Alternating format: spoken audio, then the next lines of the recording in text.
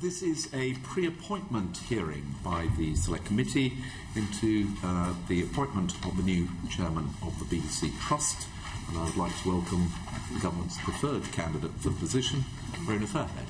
Thank you, Mr. Chairman. Why do you want to be chairman of the BBC Trust? Well, first can I say thank you, Mr. Chairman, for inviting me to the committee, and thank the committee on this rather beautiful sunny day. The BBC is a vitally important institution in the UK, and despite some recent problems, it remains one of the most loved. In fact, 96% of households in the UK watch or listen to or go online to the BBC every week. It's recognised in the UK for its excellence in independent editorial news gathering. It's recognised for its quality of its programming. And it plays a critical role in the UK in the creative and digital media sector, in which the UK has a world-leading role, and in many ways it helps us establish our place in the world. And to many people, both here and around the world, it already represents the best of Britain.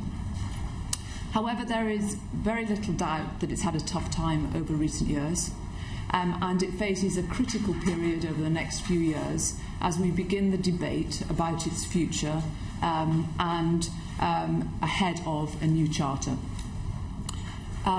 This committee clearly has a very significant role to play in that debate. And I really look forward, if appointed, to engaging with you very actively. And I've read, obviously, a number of the reports to you about the future of the BBC. My hope is that this debate will take place in a thoughtful and objective way. And I would also hope that it is guided, above all, by the needs and demands of the audience. The licence fee payer, the BBC funders and users. So I hope that our combined role would be to build a future for the BBC, which leaves a BBC which is confident, a BBC that people are proud to work for and to work with, and which has the full confidence of the British public. For my part, if appointed, I would intend to enter that debate with a degree of open-mindedness, and I would hope without baggage. But I do start with 4 key principles. The first is that I would see my role as the chairman of the Trust to be, above all things, to represent the audience, to represent the British licence fee payers. My second is that I would aim to defend vigorously and against all comers the independence and the impartiality of the BBC, because that, I think, is one of its critical points, and I think we would lose that at our peril, both as a country and as an organisation. Thirdly, I would respect the different roles of the Trust and the executive, and in so doing I would try to work through the executive, through the Director General and his executive team, to address some of the issues that have been flagged very publicly and very painfully over recent years, that have questioned the public trust in the BBC and which have also questioned its value for money. I'm aware that there is a lot of work that has taken place by the DG and his team. I think it's absolutely in the right direction, but I would see my role as trying to make sure that we went even further. And finally, I would see my role as to ensure that the BBC responds to the challenges it faces in its environment. And they are quite challenging environment. Radical different changes in user behaviour, changes in explosion of choice available for media, rapid digital change, I think, unseen in modern history, and also the emergence of new and very, very large media conglomerates. To do so, I think the BBC will need to be courageous, to be bold, to be innovative, and the BBC has a great track record in that, not just in programming but in digital with the iPlayer. And I believe it has to continue to do that, continue to be the beating heart of the creative UK industry. I said that I'm under no illusion about the scale of the task ahead, and I'm not. But there is one other thing that I have no doubt, and that is the BBC is a great British institution. It has a vital role, I believe, in this country, and it's one that I think is worth fighting for. And if I were to be appointed as the chairman of the Trust, my aim would be to represent the audience and do just that.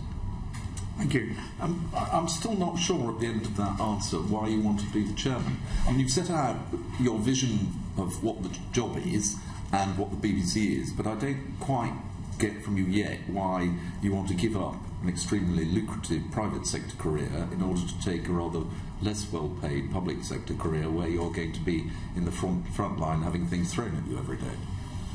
Because I genuinely care about the BBC. It's been a part of my life. I genuinely care about its role in this country, and I think it's an important part constitutionally of this country. And because I think I have some of the skills that will be needed to become chairman of this trust, and I would hope that I would be able to lead it to ensure that it remains an important part. And was that something that you sort of thought to yourself when you saw the advertisement in the newspaper, or did somebody ring you up and say, why don't you go for the BBC Trust? I think it was a slow process, I would have to confess. I was approached at the very beginning of June by a firm of headhunters. Saxton Banfield. Exactly. And they said, have you seen, and it's obviously been very publicly known that a search is on. I took a while to think about it. I looked at the specification.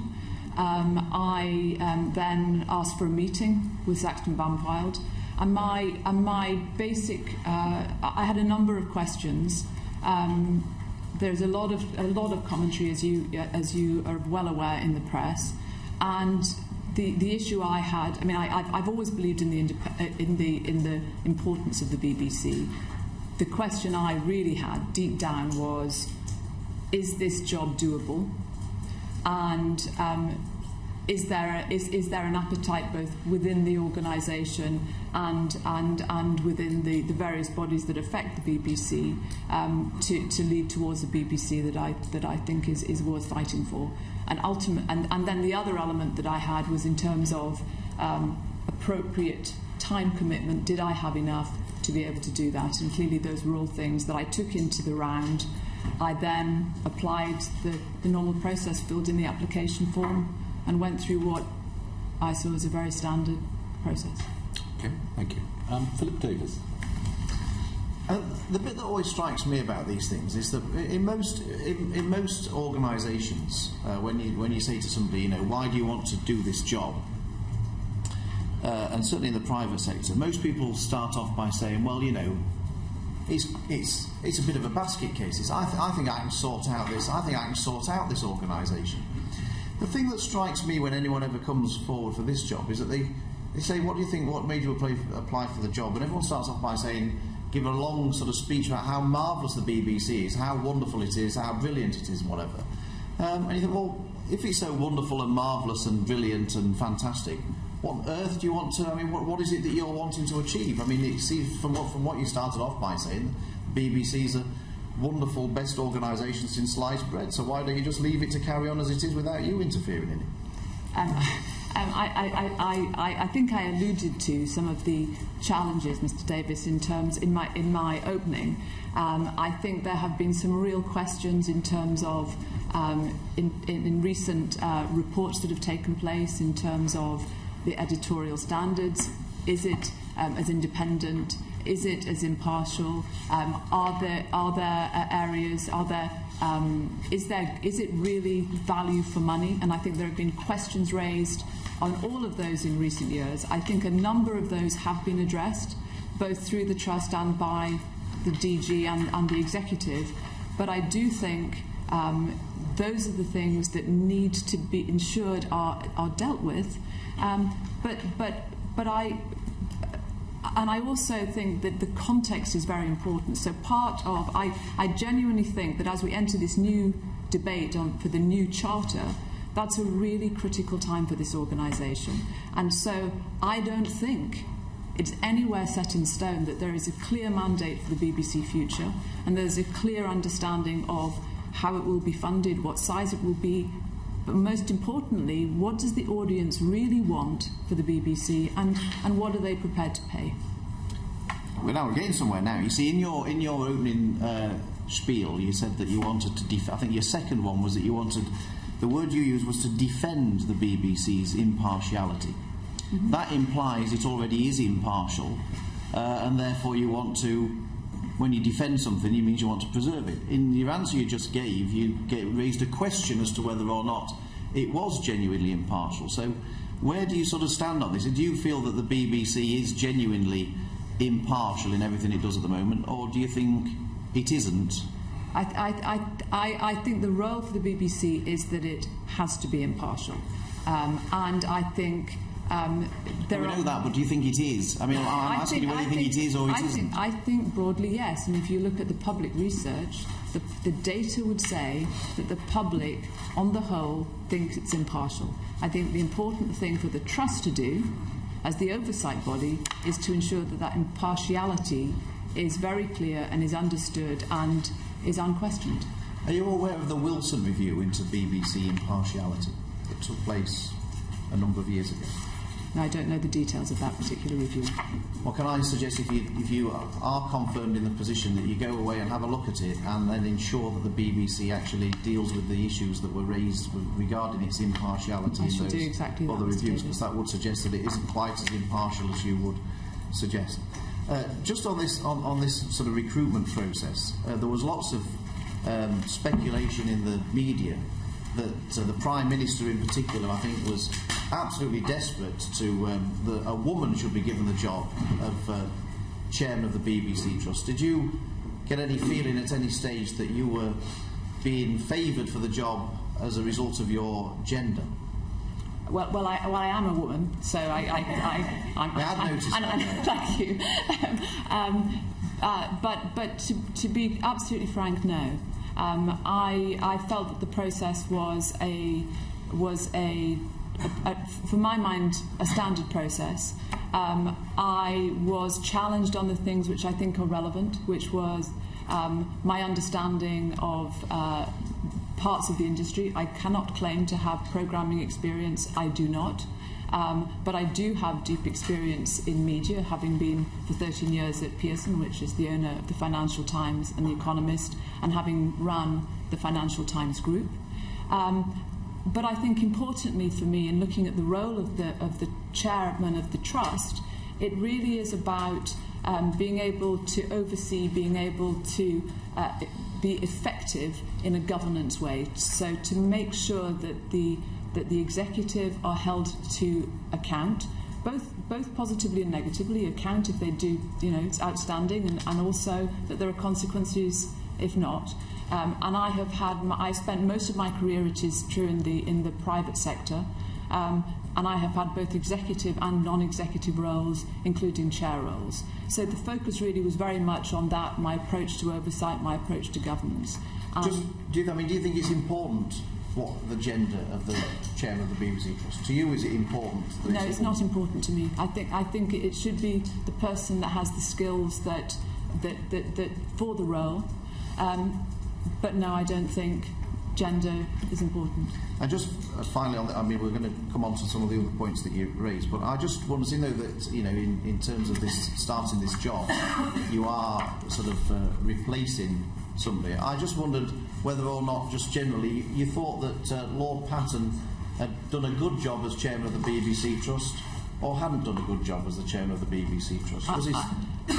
I'm honestly not going to start commenting on my predecessors. I don't think that is appropriate, and I don't think it's right. Well, it's very appropriate actually, because the point is you're seeking to start a job, and I want to know, I don't know if anybody else does, but I certainly want to know whether you're going to carry on in the same vein as Lord Patten did, in which case you'd be a disaster, or whether you're going to start with a new page and decide that that was a complete catastrophe and you're going to be very different. So actually it's very relevant to whether or not what your view of your predecessor is. So I repeat, do you think Lord Patten did a good job as chairman of the BBC Trust? Was his tenure something that you'd want to emulate? Or do you think that he did a bad job and you can do a damn sight better than he did? As I said, I honestly do not think I should comment on my predecessor. What I can say is that it's on the public record, subject of a number of reviews, where it's recognised that mistakes were made. Some changes have been made both in clarifying the role of the Trust and the role of the Executive, and both the Trust and particularly the Executive and led by the DG have made a number of changes. So I think it's public knowledge that mistakes were made in the past, but I honestly have no intention of saying anything negative about any of my predecessors. Usually anybody who starts a new job is always can't wait to be gushing about how wonderful their predecessor was. So I think we'll read into your answer what we'd like to read into. I think that would be wrong. I certainly feel reassured by the fact that you're so reluctant to say anything gushing about your predecessor. I think I'll focus on the future. Conor Burns. I'd just like to probe a little more into the recruitment process. As you've described it, you were approached by the headhunters and then went through the application in the normal way. Did you have any conversations with anyone in government during that process? No, I didn't.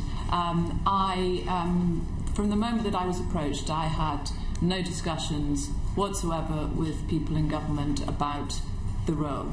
Partly because, as I think I said in my earlier comment, I was far from certain that this was a role that I was going to finally put my application in for. But probably more significantly, I am very aware of the public scrutiny of this role, and I was very aware that I wanted to keep the number of people who knew I was even contemplating putting my hat into the ring to be very, very small. So no, I did not. So the first anyone in government would have heard that you were thinking of applying for this would be when the application, the shortlist was sent to two ministers. You see, Philip mentioned that the Prime Minister's reported to have been very, very keen to have a woman in this role. That seemed to be his major qualification for the role. The Chancellor, if we're to believe the press, was even more keen than the Prime Minister that it should be a woman in the role. And I listened with interest and admiration to that wonderful profile piece on you on Sunday evening on Radio 4, where various people you work for at ICI and others extolled your virtues. And then it said she was appointed as business ambassador by the current government and is apparently on good social terms with the Chancellor. So you had no conversations with George Osborne at all on this role? None whatsoever? Well, for the record, can I say no, I did not. Can I also say that I am not on close personal terms with the Chancellor? I honestly, I have met the Chancellor in formal functions, as you might expect, somebody who's been in the business world and a business leader. I certainly am not a personal friend of the Chancellor. It is true that his children were at the same school as one of my children, and so I confess I saw him across the room at a parents' evening, but basically in formal receptions between business and government. But no personal connection. That is excellent. And can I congratulate you on your first direct criticism of the accuracy of the BBC? You don't live anywhere near Chipping Norton. I live near Chipping Norton. Paul Farrelly. I think with all the speculation about names from Lord Coe to Lord Grade to your former Chief Executive Marjorie Scardini, we all got rather lost about what the standard process was. Could you tell me how many interviews did you have? Formal interviews I had 2. And this one, if it is part of the formal process. As I said, I spoke with Saxton Banfield, the executive search company. I was then asked to a meeting of a panel. The panel was chaired by an independent assessor. I was then advised that a shortlist would be chosen and some number of people, unspecified, would be asked to meet with the Secretary of State, which is what I did on the 26th of August. I was then asked if I could speak, and I was advised that the Secretary of State was minded to recommend me, and I was asked to meet with the Prime Minister and speak with the Deputy Prime Minister, and then the Secretary of State made his formal recommendation. Okay. What was the? How long did the interview with the Secretary of State last? I wasn't looking at my watch. Probably an hour. It was an hour. It was an hour. It was supposed to be 45 minutes, but it was an hour. And what, to your mind, was the biggest question that you had for him? I mean, I honestly don't want to discuss it. I think interviews are confidential. What I can say is that there were things that were pertinent to this role, you know, pertinent to how I would see the future, pertinent to what I thought some of the issues were being, some of the questions for the Charter, and how I saw that I would work with the executive. So it was on things that I would imagine this committee would. I'm not asking you to tell us what the Secretary of State said, but I'm just on the top of your list of priorities, what was your biggest burning question? The burning question was to ensure that there was a thoughtful, objective discussion about the future Charter, and that there was a desire to make sure that the voice of the audience was heard. So, in terms of Charter renewal and the Trust, we'll come on to that. But did you ask for any assurances about the way what he thought was about the future of the Trust and the job that you were seeking? No, because that's part of the Charter review. Because there are quite some posts that you might have to give up, and some interests you may wish to divest. Myself personally. Yeah. So it's a big commitment. So did you not ask him for any assurances about the role of the chairman going forward? On time commitment, yes, I think that's a very sensible discussion to have here. I was told it was a 3 to 4 day a week commitment. I said that my view is I'm not running the BBC. The Director General is running the BBC. I am chairing the BBC Trust. So as I see it, the role of the Trust is to represent the audience, it's to regulate where necessary, and it's to oversee and hold to account the executive, but it's not a full-time executive role. So I wanted discussion to say, on a normalised basis, can I expect that it would be a 3 day a week role, because it's non-executive? I'm very clear that in an organisation, any big organisation, but particularly the BBC, issues will arise that need dealt with very quickly, and so reasonably I was asked, would I have the flexibility to adjust my time frame if necessary on a particular occasion, and the answer was yes, and it's yes to you. I have if you ask anybody who's worked with me, they would say I have a relatively large capacity for work. So my working week is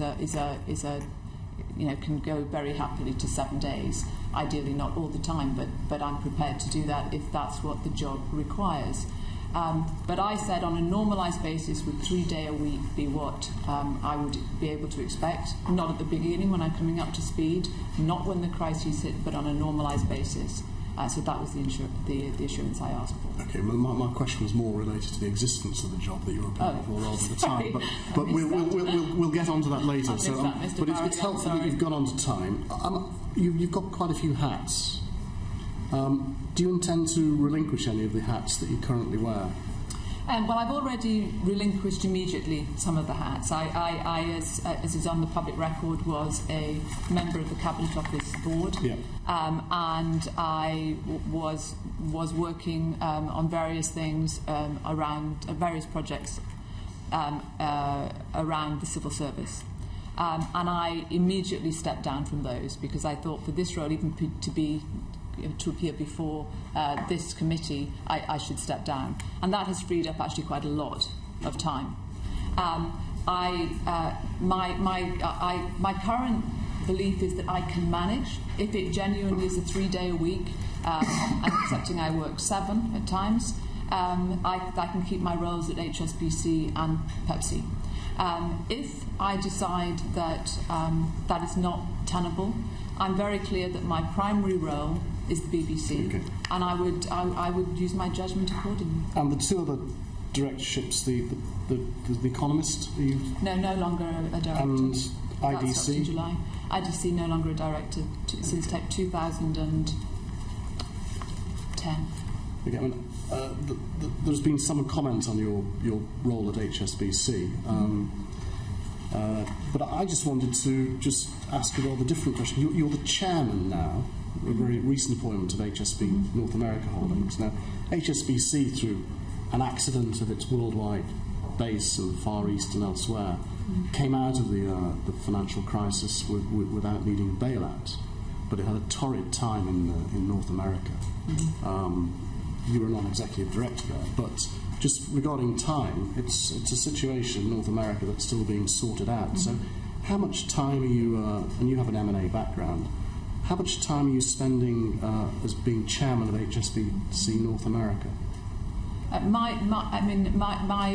would say probably all of my HSBC roles would be maybe 50 days a year, something like that. 50 days a year. So one day a week? Yeah.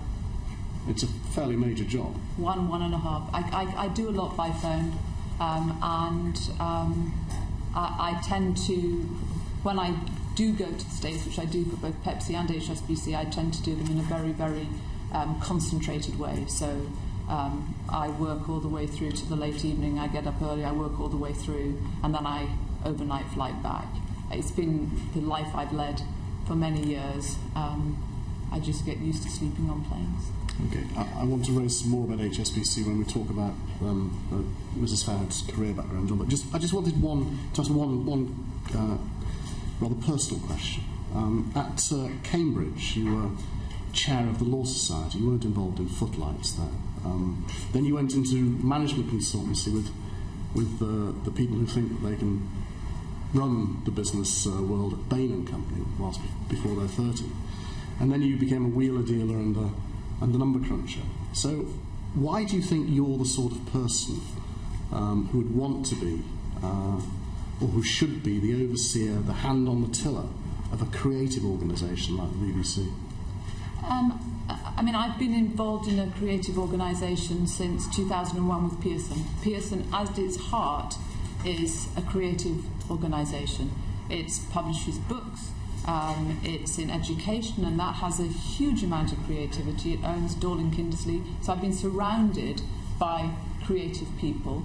I also fundamentally believe that in editorial independence, and I would hold Pearson up against anyone as demonstrating how editorial independence should occur, and whether it be in the education world or in the world of trade publishing with Penguin, or in the Financial Times or The Economist. The focus has always been on editorial independence that cannot be seen to have fear or favour. So I think that's an important part that runs through me, understanding a little bit how to manage creative people. But as I said, I'm not running the BBC. The Director General is running the BBC, but I understand some of the issues in so doing. But as I said, since my early career, I've been involved in some quite senior, both executive and non-executive roles, and I think that is the largest part of what I do bring to the Trust Chairman role. Gotcha. Your immediate predecessor was an elected Conservative politician and chairman of the Conservative Party.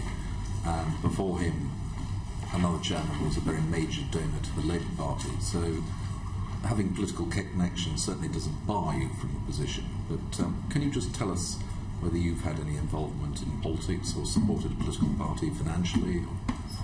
I have never in my life been politically active.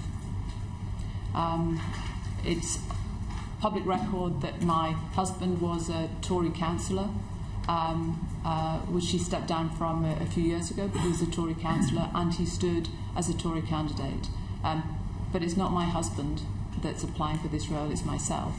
And I am not a member of any political party, and I have never been politically active. Okay, thank you. Ben Bradshaw. Given your workload and the sort of life you've just described, how do you remain so fit and healthy? As again has been public, haven't always been healthy. Okay. But fitness, I think, part it comes from attitude, and I've always loved sports, and so I have 3 children. They're very active. Whenever I can, I take part in sports with them. Usually on an increasingly downward trend by me and increasingly the other way for them. And I think fitness is important. It's part of what I've always built into my life, and so I do that. And do you have much time to consume broadcasting?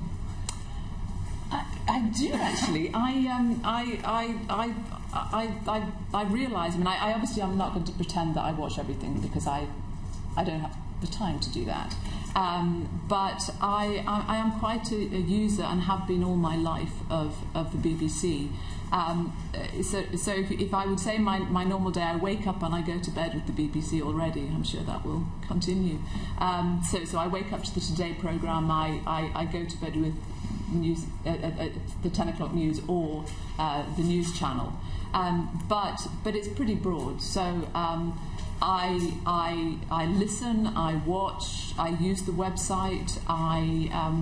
I would say that I use the BBC both on an individual basis, but it's always, to my mind, been a bit of a social basis too. So when I was a child, the Saturday night thing was to have a supper around the television, which some people frowned on, but my parents thought it was the treat for Saturday, and we would watch Doctor Who, and then I was allowed to go to bed and get some sleep so that I could get up to watch Match of the Day. I still watch Match of the Day with my children, so it's a social occasion. It's a social thing for me as well as an individual. But in terms of what I watch, I watch probably across the range. So I watch dramas. I think there have been some fantastic dramas. Sherlock's a massive favourite in our family, but the more recent BBC, An Honourable Woman, I think was fantastic. Our Zoo, I think, is wonderful. Some members of my family, I won't expose them, love the Great British Bake Off, so that's very big. We were all watching Strictly this weekend. As I said, sport, we watch a lot of sport. Wimbledon, the Six Nations, we watch them when they were the Four Nations. Natural history, we have probably most of the box sets of David Attenborough. Brian Cox, I think, is fantastic for science. I mean, there's when I sat back, because I was asked to think, before I come in front of this panel, think about what you watch, and I was quite surprised myself how much time I seemed to carve out to watch it. And are there any areas where you think the BBC has particular strengths and weaknesses at the moment? I think that's something that there are things which I think that's an area which I really need to explore. I think that there has to be a clarity that it is managed. The programming decisions are made by the executive. I'm very clear about what the executive does. There will be a few grey areas, but they decide the scheduling. They decide the programming. That's the role. I'm aware of the services review that was done, and clearly the criticism that has been. I mean, I think on the whole, the services review said very good quality, very good value for money. If there was anything to concentrate on, they said maybe some more creativity with BBC One. To my mind, I think it's always a balance, because BBC One has a lot of long-running, quite beloved programmes. So the question is, how do you address what the audience wants and put a little bit more innovation and creativity? So I think there are areas where it could be tweaked. But that will be something, obviously, I explore in much more detail. And how do you consume? I mean, do you sit just with your family and watch, or do you download stuff and watch it on your many devices? Every way. I mean, I on the television, just sitting down and flicking through the channels. iPlayer, absolutely terrific. I think when it first came out, it was absolutely extraordinary. It really demonstrated the innovation of the corporation, and I know that it's been upgraded and is continued to be a really important part. That's my children, much more about downloading and iPlayer, less about fixed scheduling. I go onto the BBC website when I'm away. I flick to the BBC News. I've always flicked to the BBC News because it's the news I trust. Did you watch W1A? Yes, I did. Did you think it was a comedy or a documentary? I don't know. You know it better than me. You tell me. I think you'll find there's a lot of truth in it. Anyway. John Leach. The salary of £110,000 for 3 to 4 days a week. Do you think that's a fair salary? Look, it's the salary that I was told had been decided by the department, so it's a given, and it was a role that I applied for. It's really not for me to say, is that the right salary? I know that if I stayed in the private sector, a chairman role would attract a much larger salary. But I think the judgment has been made. And I think when one is in a publicly funded institution, you have to look through a different lens. So it's less than it would have been if I would have been in the outside world. Still, I can see from the way you're looking at me, it is a lot of money. But it was an amount that was set and I think appropriate. Do you think there are other people from the private sector who might have been interested in this job? But would have been put off by the salary? I honestly couldn't answer that question. But I don't think you take on the role, at least of the trust, in a public service broadcaster because of the money. That is not the primary motivator. So I don't know for other people. It was certainly not something I sort of worried about when I was applying. I literally was thinking, this is a job, it's a big job. If it's doable, I think it's an organisation really worth fighting for, and that's why I did it. But if the positions that you said you were retaining, the HSBC positions and the PepsiCo jobs, I don't know whether your salaries for those positions are in the public domain or not, but I'm guessing they're not comparable to the remuneration you get for the BBC. In which way not comparable? Well, you get paid far more for the number of hours you do in those other jobs. And despite that, I'm saying that this will be my primary role. And if I had to make the judgment that I had to cut back, I would do so, and I would do on that, and I would prioritise the BBC. Do you have a view on executive payoffs? Because there has been quite a bit of concern raised by the public in relation to payoffs of senior executives at the BBC? At the BBC. I think that's been subject to very public review, and I think there were some legitimate criticisms made of the processes that existed at the time and the fact that those payoffs were not made within contractual terms or when discretion was allowable with appropriate discretion. So I think, yes, I think that is particularly a difficult situation in a publicly funded body. From my understanding, there's been a governance review. I understand that new rules have been put in place. I understand that the Director General has proposed a list of things, including a cap on severance pay, which is lower than the maximum in the rest of the civil service, basically to sort of demonstrate the impetus behind it and the belief that the executive have. Those were supported by the Trust. My understanding now is that the process is much tighter, that there is a proper process, and that there is an independent remuneration committee of the executive board that makes sure that those rules are applied. Clearly, I don't know all the detail. It'll be one of the things that I look at, if I'm appointed, to see. I think it's absolutely in the right direction, but I'd want to just check that everything's there that I think needs to be there. So you're saying that maybe the BBC needs to go further in terms of reducing the level of payouts? No, not in reducing. I think in terms of the process. I think that the cap is already quite a bit lower than the maximum public service, the civil service cap. But I think it's signalled the value base of the Director General in approaching this, because it is taxpayers' money. Moving on to a slightly different issue, you mentioned before earlier that you don't have any particular broadcasting experience. Mm-hmm. Do you think that can be an advantage coming into it as an outsider? I think there's always an advantage for having different objective views. I think that's what the whole point of having an oversight board is, with different skills. I think coming in at different angles and questioning from different angles is what boards can do.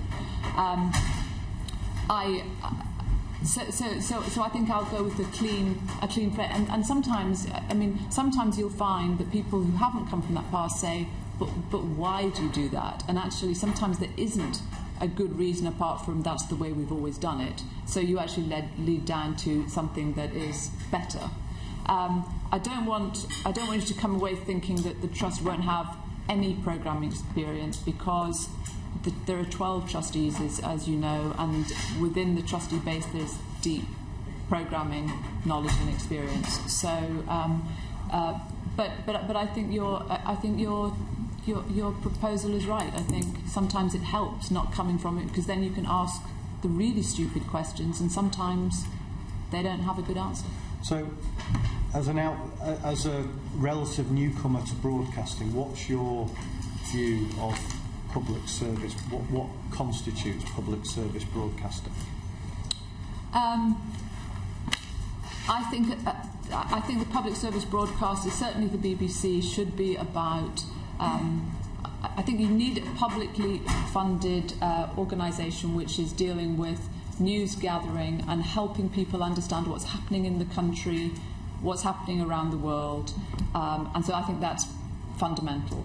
I think a public service broadcaster can also be a critical part, which I think the BBC is, in building and sustaining a creative sector in a country. So I think that the work that the BBC does in educating, in bringing in apprentices to help with digital skills, in helping our digital development as a country, is another really, really important role that a publicly funded organisation has. And I think there are some areas where a public service broadcaster can operate in what people would call market failure. When it's something that's really important, really good science programs or really outstanding natural history programs, which you might not justify on a commercial basis, but which are really important to help the nation understand science or understand the way the world works. So I think there are a number of reasons that you would have a public service broadcaster. Clearly, all of these will be up for debate in the Charter Review. Exactly what is the mandate for the BBC? Exactly what is the vision that the audience wants primarily?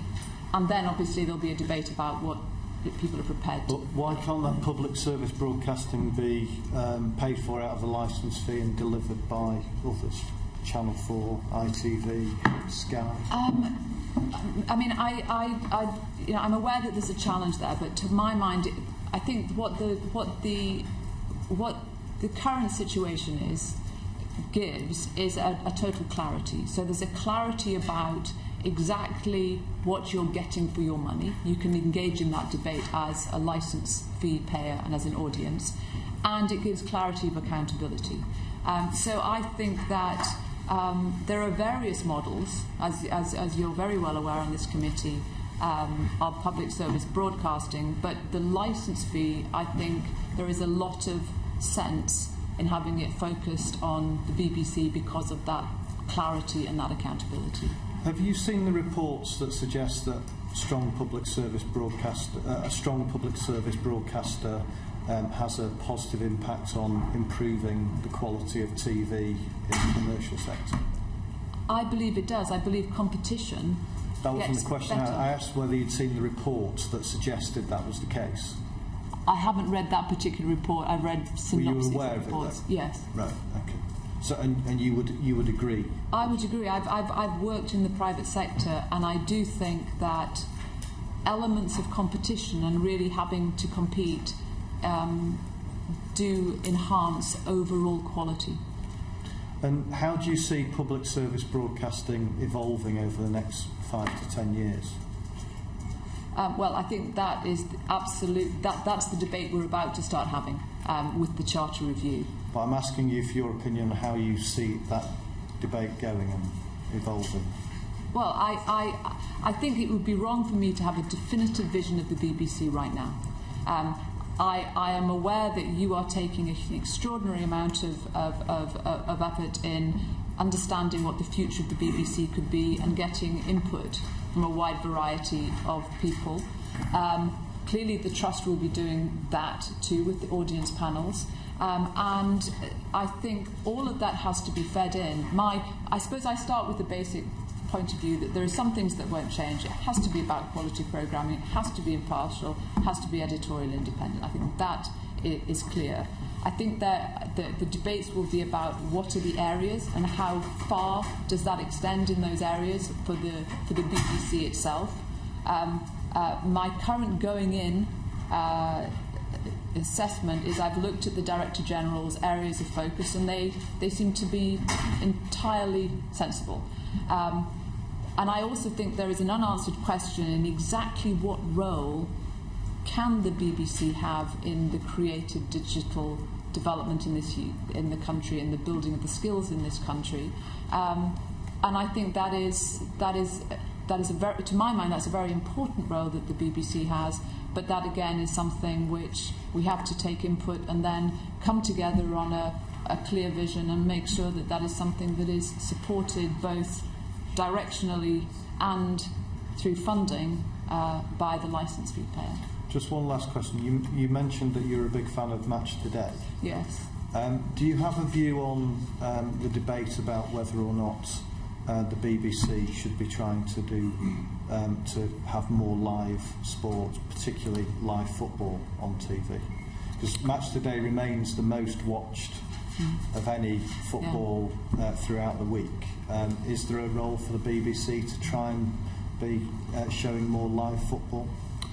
Look, I think part of the role of being a universal provider is that you have to appeal to the audience universally. Not everyone's going to like everything, but you have to at least have a baseline. clearly, sport, I think, is part of the fabric of a country, and therefore I think the fact that Match of the Day continues to exist, that Wimbledon continues to exist, the Six Nations, I think those are all important because I think that builds civic society. I think the question of whether more should be spent on sport is a difficult one, because that is a commercial market which is already very well served. I'd like to see more data on it. My view is that it's got the balance. I mean, it's all about balance. I mean, there are no right or wrong answers here. It's about balance, and I think that my family are all sports lovers. They'd always love to have more. But I think you've got to manage within your budget, and I think at the moment the BBC has a very, very, very high quality sports coverage. I think the Olympics were outstanding, but I think that it's a balance, and I think broadly the balance seems to be in a reasonable spot. David? Can I apologise, because of our ridiculous new hours in this place, I've got to go for justice questions at 11:30, so I do apologise for bailing out midway through. But before I go, it was reported in the press, so it must be true, that you received a £1.1 million payoff from Pearson's when you left. Do you think that would have any compromising impact on you if you're trying to bear down on excessive payoffs at the BBC?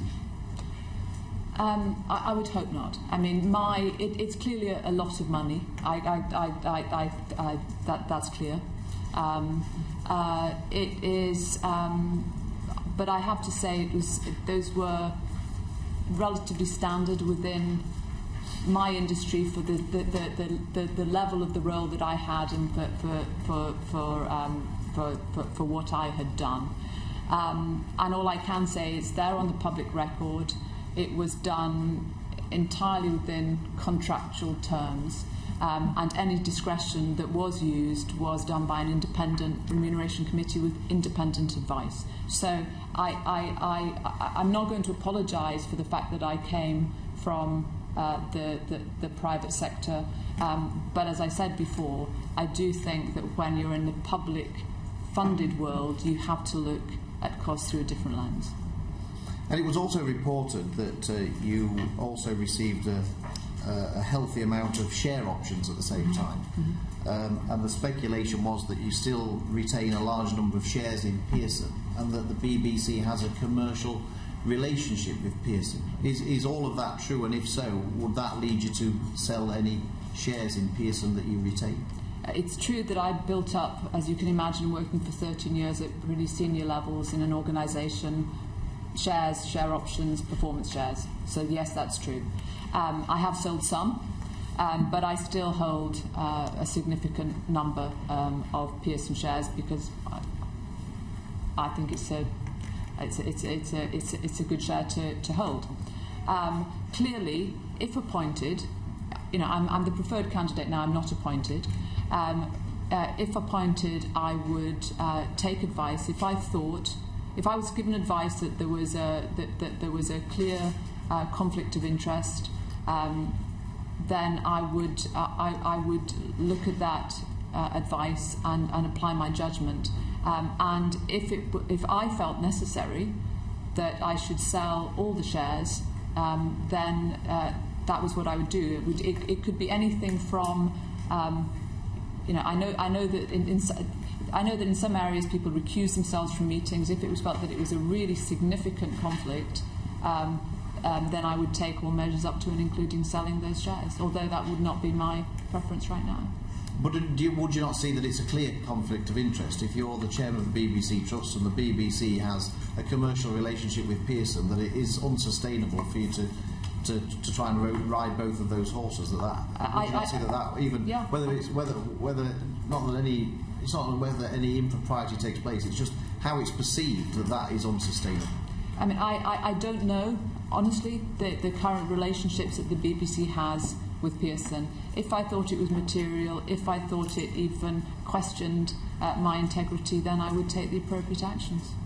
And just finally, Chairman, I was a bit troubled when you said about your, that you've got these roles in the Cabinet Office and within the civil service and whatnot, and I just had a sort of a bit of a sigh and thought to myself, is this just another establishment figure who's been appointed, from within the establishment, as the government always does? Let's appoint an establishment figure to chair the BBC that won't rock the boat. Let's get somebody who's involved with the Cabinet Office and the civil service. Is that really what we can expect? An establishment figure who's going to come in and not rock the boat at all? I wouldn't have counted myself in as establishment figure, and I would hope that through this process you would see that I'm independent of mind and view, and I'm very clear what my primary role is, and that is to represent the audience. Just returning to Pearson for a second, you said that the terms of your departure package were sort of fairly normal in that industry. Were you therefore surprised that they provoked such an extraordinary shareholder revolt? Honestly, I was, because it was for one transfer shares, a significant number of shares that had been awarded to me when I had been chairman of IDC that Mr. Farrelly referred to, because that was an organisation which I had chaired, and then we had made a strategic decision to sell, and I had led that process, and that had netted Pearson, the total proceeds were $3.4 billion, and I had had a very significant role in that. And from my understanding, I obviously wasn't on the independent committee, but this information, in terms of the input they had, was they looked at the fact that the deal had closed, there were no outstanding reps or warranties, which are normal for a disposal, so the money was clean and in, and Pearson's share was $2 billion. The way that the other people who'd been on the board and who'd been in that process had been treated, they looked at all of that and thought it was appropriate that the vesting of those shares should be accelerated. So I was surprised, because it was a very specific share grant and it was for a very specific task. But given that, nevertheless, despite that explanation, the shareholders clearly were not very... That's where we have to leave our live coverage from the Select Committee rooms to go over to the start of the day in the House of Commons. You can carry on watching this committee live on our website at bbc.co.uk/democracylive.